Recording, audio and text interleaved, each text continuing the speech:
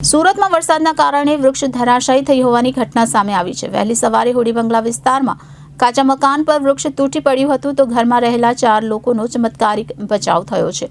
ફસાયેલા 4 સભ્યોનું ફાયર વિભાગ દ્વારા રેસ્ક્યુ કરવામાં આવ્યું છે।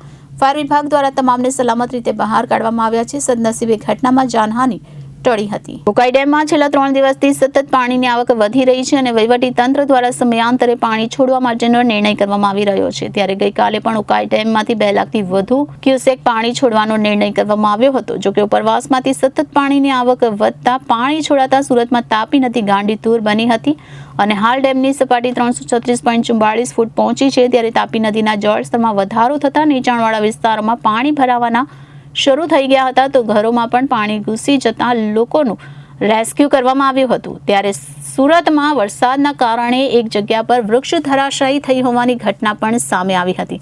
તો વહેલી સવારે હોડી બંગલા વિસ્તારમાં કાચા મકાન પર વૃક્ષ તૂટી પડ્યું હતું જેમાં ઘરમાં રહેલા 4 લોકોનો ચમત્કારિક બચાવ થયો હતો। ફસાયેલા 4 સભ્યોનું ફાયર વિભાગ દ્વારા રેસ્ક્યુ કરવામાં આવ્યું હતું તો ફાયર વિભાગ દ્વારા તમામને સલામત રીતે બહાર કાઢવામાં આવ્યા છે। સદનસીબે આ ઘટનામાં જાનહાનિ ટળી હતી જેથી લોકોએ રાહતનો શ્વાસ લીધો હતો। Reporter Arvind Rathod, Janadesh news, Surat.